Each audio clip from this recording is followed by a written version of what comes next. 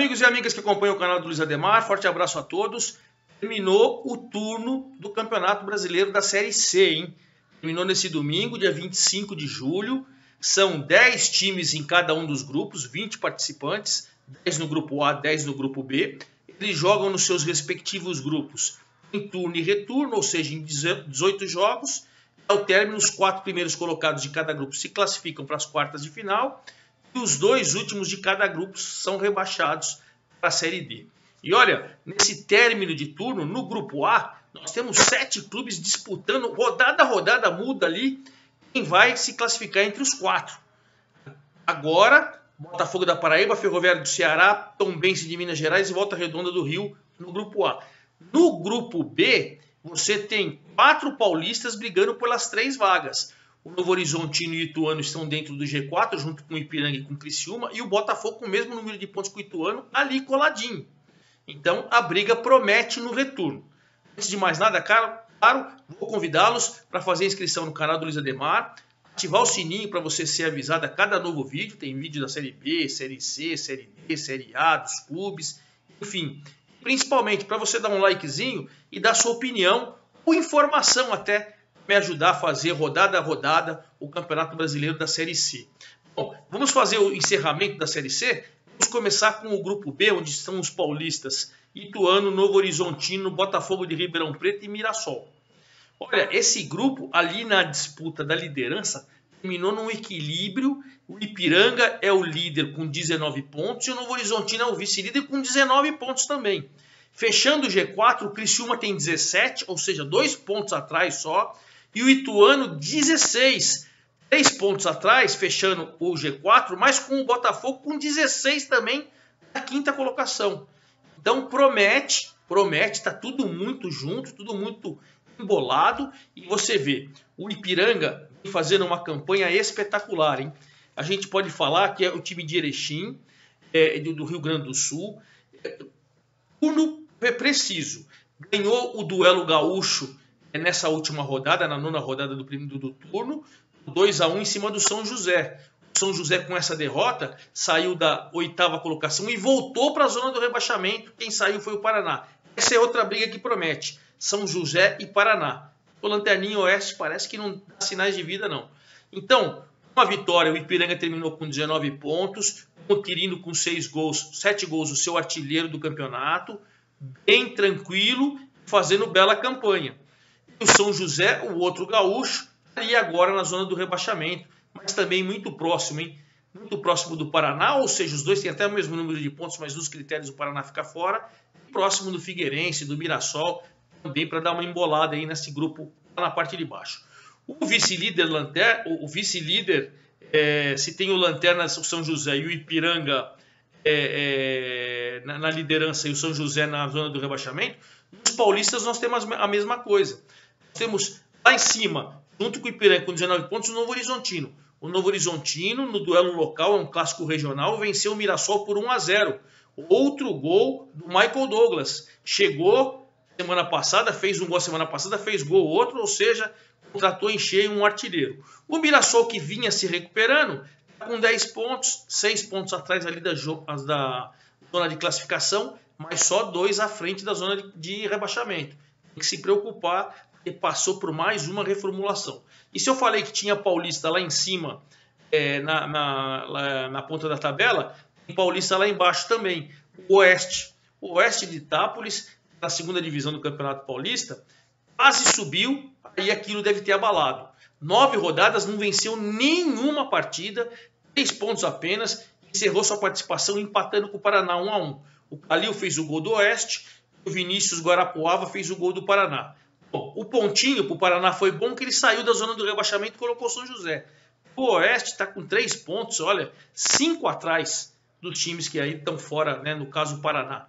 Situação complicada, parece ser muito difícil o Oeste escapar da zona do rebaixamento. Bom, se temos Ipiranga com 19, Novo Horizontino com 19, o Criciúma ganhou o clássico catarinense. Venceu o Figueirense por 1-0, depois de 2 derrotas seguidas, voltou à tranquilidade. Era o 4º colocado e virou o 3º. 19 Ipiranga, 19 Novo Horizontino, 17 Criciúma. O Figueirense do Jorginho com 10 pontos na 7ª colocação.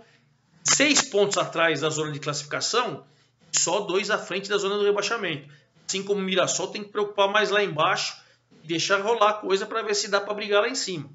Mas enfim, Criciúma subindo, Figueirense descendo. E fechando a zona de classificação, nós tivemos o Clássico Paulista, Ituano e Botafogo, mas lá em Ribeirão Preto, casa do Botafogo. Moral da história, jogo duro, jogo difícil. O Ituano chegou a fazer 1-0, o gol do Lucas Natan no primeiro tempo. No segundo tempo, o Botafogo virou. O gol do Walter, lembra do Walter? O gordinho Walter fez seu primeiro gol com a camisa do Botafogo, empatou o jogo.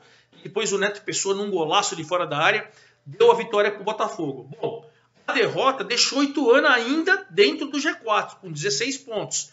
Mas o Botafogo, com essa vitória, também chegou a 16. Nos critérios de desempate, o mesmo número de vitórias. No saldo de gols, olha, tá um saldo de gol à frente, o Ituano. Briga que promete, hein? Sem contar que os dois estão só um pontinho atrás do Figueirense, ou do Criciúma, só 3 pontos atrás dos primeiros colocados, Ipiranga e Novo Horizontino. Bom, esse grupo B promete, mas se você for analisar, Ipiranga, Novo Horizontino, Criciúma, Ituano e até o Botafogo alternaram no G4. Mirassol não entrou, Figueirense não entrou, Paraná não entrou, e o São José e o Oeste jamais. Então, embora tenha aí 5 brigando por 4 vagas, você ainda vai ter mais 9 jogos, mais 27 pontos em disputa. Vamos para o grupo A, porque o grupo A é pior ainda a situação. A cada vitória, a cada rodada, muda a primeira colocação. Vamos lá, o Ferroviário era a primeira colocação. Agora terminou o turno, Botafogo da Paraíba terminou na primeira colocação. Venceu o Lanterninha Santa Cruz por 1-0, gol do Sávio, e foi a 15 pontos. Era o quarto colocado, estava dentro do G4. Terminou o turno na primeira colocação com 15 pontos. O Santa Cruz, assim como o Oeste, não venceu nenhuma. Tem só 3 pontos, assim como o Oeste. Muito distante dos times que estão fora, que é o Floresta com 10. Parece que Santa Cruz e Oeste, embora a gente tenha ainda 9 rodadas, olha, dificilmente vão escapar do rebaixamento. Bom, assim como no grupo B, Ipiranga e Novo Horizontino tem 19, o Botafogo da Paraíba é o primeiro com 15 e o Ferroviário do Ceará é o segundo com 15. Ele era o primeiro colocado na semana passada, agora ficou com o mesmo número de pontos, mas nos critérios o segundo. O Ferroviário, nesse final de semana, empatou com o Floresta lá no Ceará por 1-1. O Floresta estava ganhando por 1-0, o gol do Alisson Mira, no finalzinho, hein? Lá nos acréscimos, o Jô fez o gol, deixou o Ferroviário aliviado, dentro do G4, e ali brigando com o Botafogo pela primeira colocação, pelo menos por enquanto tranquilo. O terceiro colocado, que era o segundo na semana passada, é o Tombense. O Tombense que empatou em casa com Volta Redonda, que é o quarto colocado. Então o que aconteceu? O Tombense fez um gol com o Rubens, o Luciano Naninho cobrando o pênalti empatou, o Tombense fechou 14 pontos, estava em segundo, agora é o terceiro, o Volta Redonda era o terceiro, agora virou o quarto, enfim. Os 4 são os mesmos dentro do G4. Só alternou ali as posições, mas a briga continua boa porque o Paysandu empatou com o Manaus por 1-1. Olha que o Manaus estava vencendo, hein? O Manaus estava vencendo até o finalzinho. O João Diogo fez contra, fez de letra, laço de letra. E aí, no finalzinho, o Hildo, lembra dele? Foi recém-contratado, até informei para vocês. Acabou fazendo o gol de empate do Paysandu. O Paysandu, tranquilo, ele era quinto colocado, continuou na quinta colocação com 13 pontos, um ponto só atrás do G4, na briga. E o pontinho para o Manaus, e aí deu uma desgarrada, né? O Manaus continua na sétima colocação com 11 pontos, mas só 3 atrás do G4. Você vê que uma vitória muda tudo. O Altos do Piauí, que chegou a frequentar o G4, empatou com a Jacuipense por 2-2. Em casa, lá no Piauí, Betinho e Manuel. O Manuel assumindo a vice-artilharia da competição, fizeram os gols do Altos. Vicente e o Bambam fizeram os gols da Jacuipense. Olha, Jacuipense, esses 9 rodadas na zona do rebaixamento, mas chegou a 9 pontos, está um pontinho só atrás do Floresta, hein? E 2 atrás do Manaus. Então já começa, pelo menos de empate em empate, a sonhar em sair da zona do rebaixamento. Mas, assim como Santa Cruz, fechou na zona do rebaixamento. Então você tem Botafogo da Paraíba com 15, Ferroviário com 15, Tombense 14 e Volta Redonda 14. Fechamos o turno com esses 4. Mas o Paysandu com 13, quinto. O Altos com 12, sexto.